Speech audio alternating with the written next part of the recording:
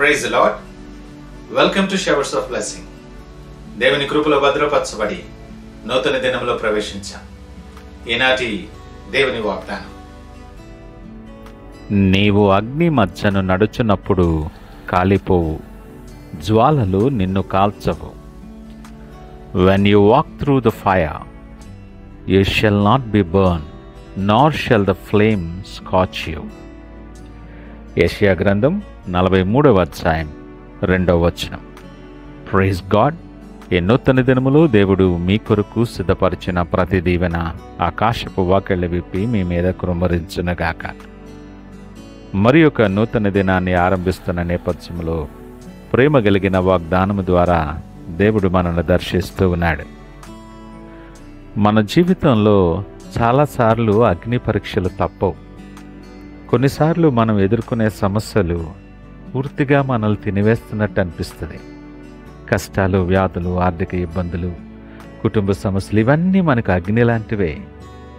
కానీ దేవుడు మనకు ఈరోజు మాట్లాడుతున్న వాగ్దానం ఎంతో అద్భుతమైనటువంటిది. ధైర్యాన్ని ఇచ్చి నీకు నెమ్మదిని, సమాధానాన్ని కలుగు చేసేటటువంటిది.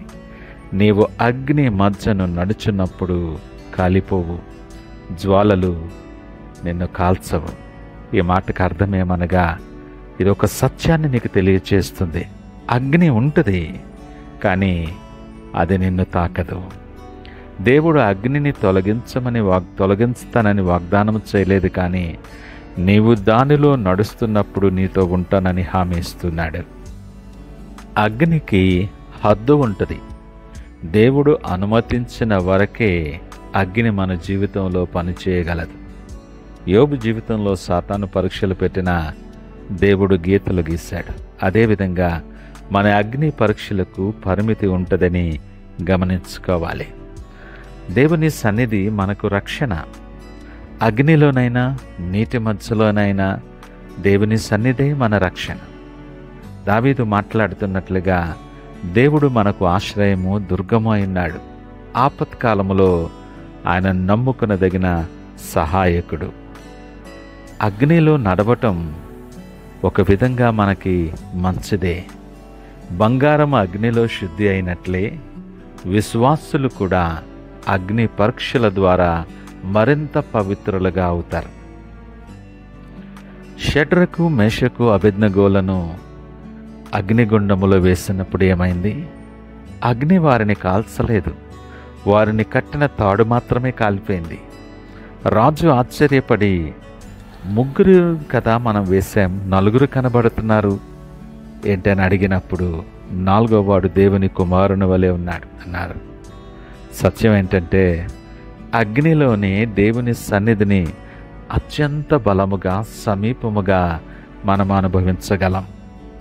ఈ మాటలు వింటున్న ప్రియ దేవుని జనాంగమా, ఒకసారి ఆలోచన చేద్దాం. మీరు జీవితంలో, మీ ప్రయాణంలో ఎలాంటి అగ్నిలోనైనా నడుస్తున్నారా? వ్యాధి అనే అగ్నిలో, ఆర్థిక ఇబ్బందులనే అగ్నిలో, ఒంటరితనము, నిరాశ, నిరుద్యోగం లేదా శోధనలు అనే అగ్నిలోనూ నడుస్తున్నారా? దేవుడు ఈ దినము నీతో మాట్లాడుతున్నాడు. నువ్వు అగ్ని మధ్యలో నడిచిన జ్వాలలు నిన్ను కాల్చవు. నీవు నా సొత్తు. అగ్ని నిన్ను నాశనం చేయటానికి కాదు, నిన్ను మరింత బలపరచటానికి ఉంది అని నువ్వు గ్రహించు. ఒక ఆయన బంగారు కార్మికుడు బంగారాన్ని అగ్నిలో శుద్ధి చేస్తున్నప్పుడు అడిగాడట, ఎంతవరకు బంగారాన్ని అగ్నిలో పెడతారు అని. ఆయన అన్నాడు, నేను నా ప్రతిబింబాన్ని స్పష్టంగా బంగారంలో చూడగలిగే వరకు ఉంచుతానని. అదేవిధంగా దేవుడు మన జీవితాలను అగ్నిలో ఉండి నడవటానికి కొన్నిసార్లు అనుమతిస్తాడు. మనలో ఆయన స్వరూపము ప్రతిబింబించేంత వరకు మనం అగ్నిలో నడిచి మరి సంపూర్ణ రూపాంతరపరచబడిన ఆయన ప్రతిబింబాన్ని మనం ఆయన చూడగలిగే వరకు ఆయన అనుమతిస్తాడు. ఈ ఉదయకాలపు వాగ్దానం మనల్ని ఆలోచింపచేస్తుంది. అగ్ని ఉంది, కానీ అది నిన్ను నాశనము చేయదు. జ్వాలలు ఉన్నాయి, అవి నిన్ను కాల్చవు. ఎందుకనగా దేవుడు స్వయంగా నీతో ఉన్నాడు. ఆయన వాగ్దానాన్ని విశ్వసించండి. మీ అగ్ని పరీక్షలు మిమ్మల్ని నాశనము చేయవు, కానీ అవి మిమ్మల్ని మరింత బలపరుస్తాయి. ఈ మాటలు వింటున్న మీరు ఒక్క నిమిషం నీ అగ్ని పరీక్షల గురించి ఆలోచన చేద్దాం. నా విశ్వాసం శుద్ధి అవుతుందా? నేను అగ్నిలోని దేవునిని విశ్వసిస్తున్నానా లేదా భయపడుతున్నానా? నా జీవితంలో దేవుడు అనుమతించిన అగ్ని పరీక్షల ఉద్దేశం ఏమిటో? నన్ను కట్టిపడేసిన ఈ బంధనాలు, పాపం, భయం, వ్యసనాలు ఈ అగ్నిలో విడిపోతున్నాయా? ఆలోచన చేద్దాం. దేవుడు అంటున్నాడు, అవును, బంగారము శుద్ధి చేయబడినట్లు నువ్వు మరింత పవిత్రంగా తయారవ్వటానికి దేవుడు నీతో పాటు ఉన్నాడు. ఈ వాగ్దానం నిన్ను బలపరచి భవిష్యత్తుకు నీకు ఆశ కలిగిస్తుంది. ఏంటో తెలుసా? దేవుడు నీతో పాటు ఉన్నాడు. ఎలాంటి అగ్ని నిన్ను కాల్చదు. కాబట్టి సంపూర్ణమైన విశ్వాసము దేవునిపై ఉంచి, అది అగ్ని నుండి తప్పించుకొనటానికి కాదు, అగ్నిలో కూడా దేవునితో నడిచేటటువంటి విశ్వాసంలో మనం బలపడాలని దేవుడు ఇష్టపడుతున్నాడు. ఈ నూతన దినాన్ని ఆరంభిస్తున్న నేపథ్యంలో మీ జీవితంలోని ప్రతి అగ్నిని దేవుని చేతులకు అప్పగించటానికి సిద్ధపడదామా? మీరే కాదు, మీ కుటుంబాన్ని కూడా ఆయన రక్షణలో ఉంచండి. దేవుని వాగ్దానం ఈ దినం మనతో మాట్లాడుతున్నాడు, భయపడకు, నేను నీతో పాటు ఉన్నాను, అగ్నిలోనూ నీ సహాయకుడను నేనే. ఆయన వైపు చూస్తూ ఈ దీవెన స్వతంత్రించుకొనలాగిన ప్రార్థనతో ఆరంభిద్దామా? ప్రార్థించుకుందాం.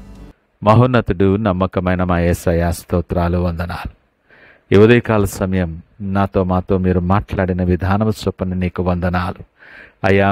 ఇంతవరకు నా ప్రయాణంలో ఎన్నో అగ్ని పరీక్షల మధ్య నేను నడిచాను, కానీ ప్రతి పరిస్థితిలో నాకు తోడై ఉండి నన్ను నడిపించినందుకు, ప్రభా, నన్ను బలపరిచినందుకు మీకు కృతజ్ఞతాస్తుతులు తెలియచేస్తున్నాను. ఈరోజు వాగ్దానం ద్వారా మమ్మలను బలపరిచారు నాయన. ఇక మీదట నా ప్రయాణంలో ఎలాంటి అగ్ని పరీక్షకైనా నేను భయపడను, ఎందుకంటే నా వాగ్దానము నీపై నిలిచి ఉంచాను నాయన. నాకు సహాయం దయచేసి బలపరచండి. నా జీవితమంతా నీ సన్నిధిలో ఉండి నీ ఆశీర్వాదములో నడిచి అనేక మందికి దీవెనకరముగా, మీకు మహిమకరముగా నన్ను నిలవబెట్టి బలపరచి స్థిరపరచమని సకల మహిమ, ఘనత, ప్రభావాలు మీకే ఆరోపిస్తూ యేసు పరిశుద్ధ నామమున అడుగుచున్నాం తండ్రి. ఆమేన్. God bless you.